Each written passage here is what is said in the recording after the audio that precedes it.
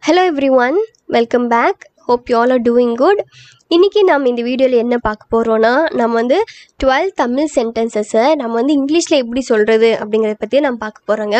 And இந்த 12 சென்டென்ஸும் எதை base பண்ணி நம்ம பார்க்க போகிறோம் அப்படின்னா நான் வந்து அட்ஜெக்டிவ் கிளாஸை பேஸ் பண்ணி தான் நம்ம பார்க்க போகிறோங்க. ஸோ இந்த அட்ஜெக்டிவ் கிளாஸ் வந்து நம்ம ஸ்போக்கன் இங்கிலீஷ்க்கு இது எவ்வளோ இம்பார்ட்டண்ட் அப்படிங்கிறது எல்லாமே நாம் இந்த வீடியோவில் பார்க்கலாங்க. இப்போ ஃபர்ஸ்ட் வந்து நம்ம அட்ஜெக்டிவ் கிளாஸ் அப்படிங்கிறது என்னென்னு பார்க்கலாம். அட்ஜெக்டிவ் கிளாஸ் பார்க்குறதுக்கு முன்னாடி நம்ம என்ன தெரிஞ்சுக்கணும், அட்ஜெக்டிவ் அப்படிங்கிறது தெரிஞ்சுக்கணும் இல்லைங்க. ஸோ அட்ஜெக்டிவ் அப்படின்னு என்ன, ஒரு வேர்டு.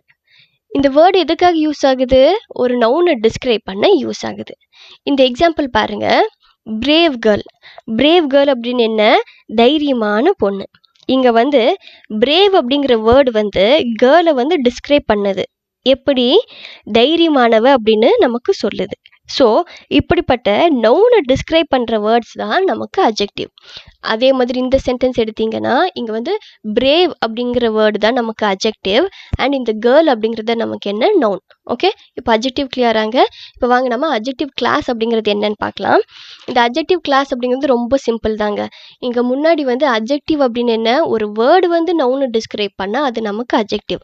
ஸோ அதே மாதிரி ஒரு சென்டென்ஸ் வந்து ஒரு நவுனை டிஸ்கிரைப் பண்ணால் அதுதான் நமக்கு என்ன, அட்ஜெக்டிவ் கிளாஸ். ஓகே, இப்போ இந்த எக்ஸாம்பிள் பாருங்க, த கேர்ள் ஹூ ஐ மெட் வாஸ் பிரேவ் அப்படின்னு என்ன, நான் சந்தித்த பொண்ணு வந்து தைரியசாலியாய் இருந்தாள்.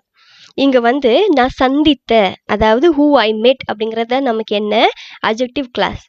ஏன்னா அந்த பொண்ணை வந்து நான் மீட் பண்ண பொண்ணு அப்படின்னு டிஸ்கிரைப் பண்ணுறதுனால இது நமக்கு அட்ஜெக்டிவ் கிளாஸ்.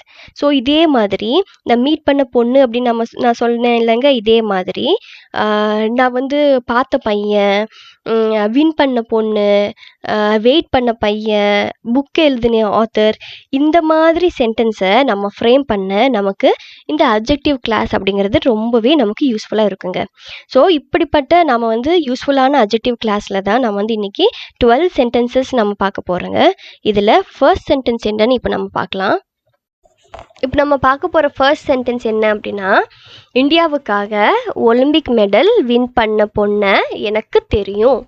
இந்த சென்டென்ஸை நம்ம எப்படி இங்கிலீஷில் சொல்லலாம் அப்படின்னா, I know the woman who won the Olympic medal for India. I know the woman who won the Olympic medal for India அப்படின்னு நம்ம சொல்லணுங்க. இங்கே வந்து நான் ரெட்டில் தந்திருக்கேன் இல்லைங்க, who won the Olympic medal for India அப்படின்னு. இதுதான் நமக்கு என்ன கிளாஸ், அட்ஜெக்டிவ் கிளாஸ். ஏன் அட்ஜெக்டிவ் கிளாஸ் அப்படின்னா இது வந்து எதை டிஸ்கிரைப் பண்ணுது, இந்த உமனை. இந்த உமன் என்னன்னு டிஸ்கிரைப் பண்ணுது, இந்தியாவுக்காக நமக்கு வந்து ஒலிம்பிக் மெடல் வின் பண்ணி தந்த பொண்ணு அப்படின்னு நம்ம டிஸ்கிரைப் பண்ணுறது இல்லைங்க.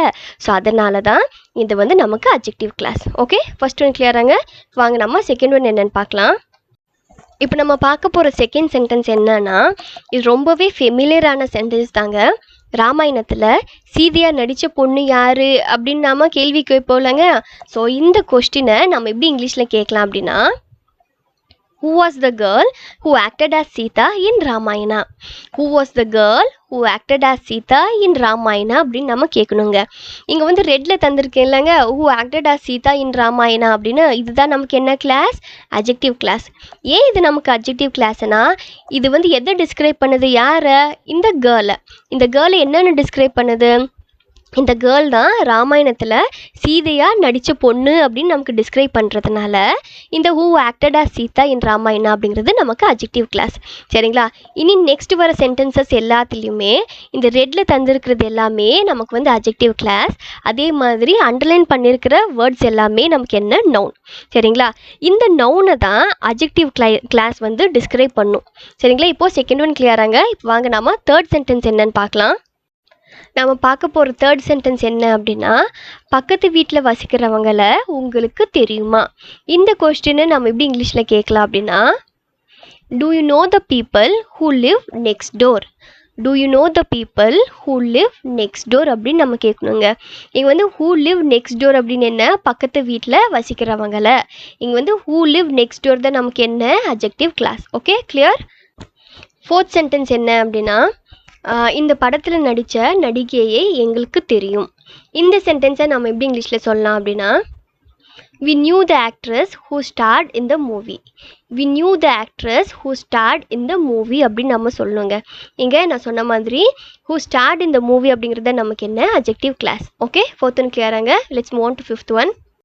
நம்ம பார்க்க போகிற ஃபிஃப்த் சென்டென்ஸ் என்ன அப்படின்னா, அந்த மேகசினில் இருக்கிற பொண்ணை உங்களுக்கு தெரியுமா?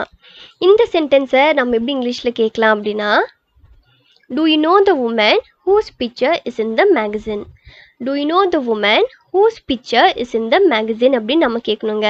நான் சொன்ன மாதிரி whose picture is in the magazine அப்படிங்கிறத நமக்கு என்ன, நமக்கு வந்து adjective class.